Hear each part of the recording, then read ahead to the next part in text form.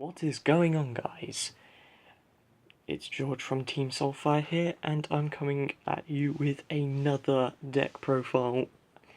This is a reworking of my previous MajePepe deck that I brought you a little while ago. I can't remember exactly when, but this is just a reworking because I managed to get some more cards in and change a couple of cards in the actual deck to make it a bit more consistent. So, well, let's just get right into it really then. So first up we've got the standard triple raccoon, which is the most broken search card ever, being able to search itself as well as any other monster, any other MajePepe monster in the deck. And then, because I'm doing these in levels, for the last three is the Necromata, which searches all the cards, all the MajePepe cards, which is really good, except for it's a shame that it has that for an attack, you know, but it's also a good scale 2 for the deck. Then for the 4s, we have the foxes to search out our traps if we need to go into a grind game. How I see it with the MajePepe engine is that they all are good for deck thinning, but their cards in your hand, like the traps and the spells, will become relevant if you are in a grind game, if you are in a bad situation where you're forced to actually stop making your plays and just stall, because they are good at stalling. And then for the last of the 4s for the MajePepe are the Yatas to get the spell that I play. It's alright.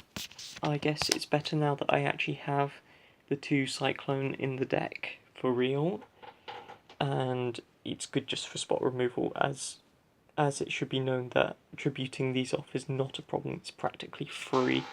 And then for the Performage engine, we have, for the pendulums, we've got Plush Fire for summons and like just being a good 5 scale, searchable 5 scale. Then you've got your searchable 3 scale in Mirror Conductor, and OTK potential to the max with this card to swap any face-up monster on the field to, well, not, depending on where it is. If it's in the pendulum zone, then it gains the effect of making the attack and defense become equal to the current attack or defense, which is lower, as you can see there. And then if it's a monster on the field, then it will switch the attack and defense, which is also really good, and it just allows you to OTK better. Then for the standard Performage monsters, we have the triple damage juggler for negating your opponent's wavering eyes and red eyes burn, because that's still a deck, surprisingly. It got a lot of hype up and then sort of fell off, but still people play it and it's still pretty good. But yes, good card, searches out your Performages. Should have said that as well. And then for the last of the Performages, I'm just going to throw these both together, are the 1 copy of Trick Clown and the 1 copy of Hat Tricker, because this is just good for special summoning and getting rid of your burn. Because if you have got your Mirror Conductor on the field, and say you've pendulumed this out and you've searched for this just previously, then you can summon this aside from it, then use this effect, and then just carry on making your plays, like overlaying these together. But yep, that's also good. And then Trick Clown, because it recurs from the grave and it's just extremely good. You can also negate the burn with this again. Go away.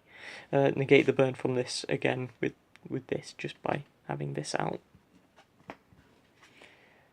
And then I put in a reptile engine because, well, I go to this locals, and when I went to the sneak peek, I was playing this deck there without the actual reptile engine, and one of the guys there, who is actually one of the staff there, told me that I should really put it in because it's just more free special summons. You're not relying so much on the actual pendulum summon itself.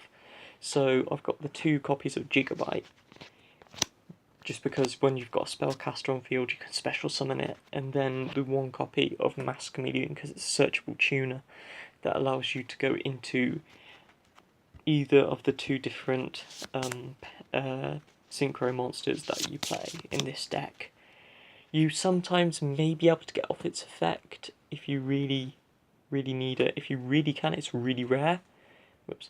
But it can happen, and well, you know, it's just really good. It's just really strong. Nothing more to say about it. And then the final monster that we play is the infamous Luster Pendulum, the Draco Slayer. That's really satisfying to see. Although, kind of, I've just noticed that I've got the single American one, and then the two English ones. It's a little bit annoying. I'm gonna swap those around.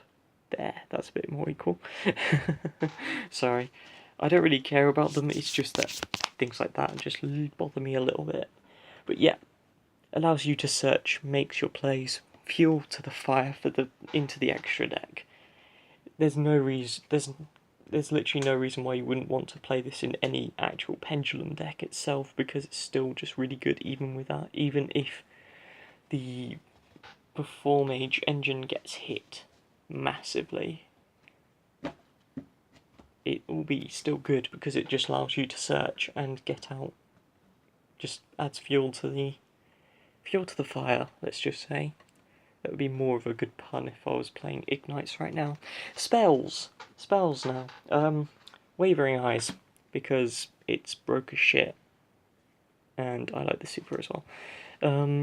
Yeah, it's kind of really good. Resolving this 3 or even 4 can just win you a game, and it's rare that will happen. But if you just play correctly, then it's gonna work. It's gonna work so well. Then we've got 2 instant fusion for the 2 of us. You know, just get your Norden out. You won't really need the second, but you need to get to it faster, and this is just a good way to get to it. And then for another 2 of it's the MajePepe Cyclone, as I said earlier, searchable by Yata, and it can just be useful for spot removal, and it's practically free as long as you've got a good pendulum scale as well, which is always useful. And for the final one-offs, we've got Raigeki, for obvious reasons, and Foolish Burial, just to get your damage jugglers into the grave. It's like the 4th damage juggler. It's the 4th damage juggler of the deck, really. And then moving on to traps. Yeah, just doing like that. We got the Tornado for banishing, for spot removal banishing, which is really strong. It can also be used to force out effects if need be, or force out traps just for baiting. 2 Tempest. Again, well, this is useful in the grind game when you're trying to stop, when you've just been stopped from making a play by like a Vanities or something, and your opponent is going to push for a game. It's just useful to flip one of these and then ruin their day, because it's also it's like a Grand Horn pre-errata, which is really strong. Actually, no, it wasn't Grand Horn, it's Black Horn of Heaven, wasn't it? And then for the final one-off traps, we've got the Torrential Tribute, because in case you've got any annoying opponent just spamming monsters constantly, you can just chain this, you know. You should know this by now. I don't know why I'm explaining to you. You should be clever enough to know that. Then we've got Bottomless Trap Hole, because it wrecks pendulums. your opponent's pendulums, when you summon it, when your opponent summons something, it just, you know, I can't pick it up. Why did I do that? You flip it, sorry, you flip it, and then bam, everything that they've pendulum summoned with 1500 or more attack will just be banished, which is really good, and I'm glad that it's still a thing, and I wish that it would come to 2, because then I really think that would be kind of fair on the actual deck, on the actual, like, any rogue decks or whatever that don't really like to go up against pendulums. Then for the last one, you guessed it, yeah, it's vanities, because nothing is better than being so degenerate to have this out, and after having an established field, nothing is more degenerate than this. And I'll actually just show you what else is more degenerate. Okay, because extra deck time. You know, fusion, there's literally just one Norden. I bumped it down to 1 because of space, and you only need 1. It's unfortunate if you run into the second instant fusion, but you only need 1. You only need 1. You're only ever going to play this once. Keep on saying that, I'll repeat it over and over again. You only need 1. Then 2 Ignis to Prominence, because constant spinning is really good. You can make 2 in 1 turn if you're lucky. You can make 2 in 1 turn. Yeah, I don't know why I blanked there. Sorry about that.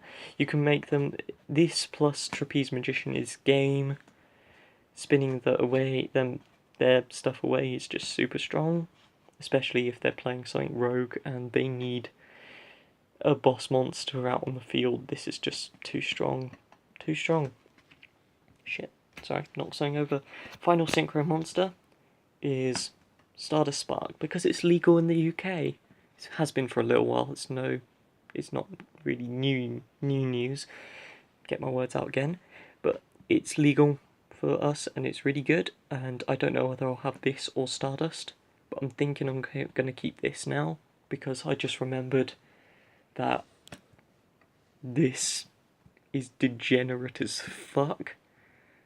Having these 2 out should win you a game. If you have these 2 out at the same time, you should win. I don't know what to say, because, you know, targeting this, making it unable to be destroyed, even if this gets destroyed, you still target this and this won't get destroyed. Or if your opponent's trying to get over this with, like, something, this won't get destroyed even if you target it itself, so depending on what they've got. But yeah, that's the 3 synchros. Then for the mountain of XYZs that you're going to play, in the form of Levier, the 5th damage juggler, so to speak. That's literally what you use it for. You use it to get your damage juggler back from the banish zone. And then the last bit of the reptile engine, King of Feral Imps. Super strong. If you don't know what it does, then literally adds you any reptile you want. It's not like Machina, what is it? Gigant X, where it's only level 4 lower machine types. This is any reptile you want. And I wish it was in a super, really do. But it's really good, and it should be played at least 1, maybe 2, if you feel that something is just not really, you're not going into it often enough to actually rank it being in your extra deck. Anyway, yeah, Perform Mage Trapeze Magician, because it's an OTK potential, plus it works like the Satellar Night monsters when it can special summon from, like, the deck. Then Abyss Dweller, to shit on Cosmos, plus you can get it out as a 22 beta as well, if it's got a gigabyte underneath it. Digusto Emerald, to recycle. Really, you might want to recycle this, or this, or even that, if need be. you know, it's self-explanatory really. You just have stuff that you need to get back into the deck or extra deck, and it's just a good card to do it with. Castel, the Skybuster, so that you can spin away stuff, or if you're up against like those rogue synchro decks that play like Beals, like I think it was Yami Mash said in his deck profile for one of his regionals that he double Book of Mooned with this effect, and then Raigeki'd over double Beals, which was actually my friend Gareth, who had the sad honour of having that happen to him. And then when I tried to do it, it failed because I Casteled, he had Dark Illusion, I do believe, on the field. Anyway, Ptolemaeus, so you can make some rank 5s. It's just really good, self-explanatory. XYZ Dragon, because Ignorant Beta is good. Deltaros. I don't know about Deltaros, I'm thinking of cutting it, but I don't know what for. Possibly for the Diamond Direwolf, because I took that out. But I thought it was good because you constantly can get 3 monsters out in the field and you won't know, or you'll have an extra gigabyte in hand and you won't know what to do with it. And making this may be good, especially early game as well, to stop your opponent from stopping you from special summoning and summoning in general. And then finally we have, for the 5s that go over the Ptolemaeus, the Pleiades for bouncing, and the Constellar Diamond for both kind of putting under not Pleiades, putting under your Ptolemaeus and stopping just dark monsters from getting effects, really. But also, if your opponent's playing a reasoning build of Cosmo, I don't believe that they can actually activate reasoning because it will send them from the deck to the grave as a thing, even though it's excavating. I don't know about that. Tell me if I'm wrong, but yeah. That's the extra deck. Then I'll quickly go over the side deck because it's actually getting to almost 20 minutes long. Triple dry because it's a pendulum summonable out to Cosmo. Mystical Space Typhoon because Pepe and that kind of thing. Fiendish Chain just because to stop Rogue, I think, and OTK. Base decks, Shadow Imprisoning Mirror to stop the Dark Cosmos. And then Triple Wormwall to stop Cosmo again. And other decks that might banish quite a lot, like Infernoids and Royal Decree, and then Chimeric Fortress Dragon. I had to really go through that quickly. So yeah, I guess, tell me what you sort of think about it. I think it's a lot better than what it was. It was kind of really, really bad at the start in comparison to what it is now. I just think it's so strong because the only explanation is all of these here. These are the main cards of the deck that make it so good. But anyway, if you would like, it would be great if you could leave a thumbs up and a comment, and even better, it would be for you to subscribe and share this video with people who you think might actually benefit from this actual video. If they're learning how to play the deck, then this might actually be a good video. I think I've covered all the bases for this type. And also, if you would like to see a combo video, then please do tell me as well. So I've been George from Team Soulfire, and I will see you next time. Bye bye.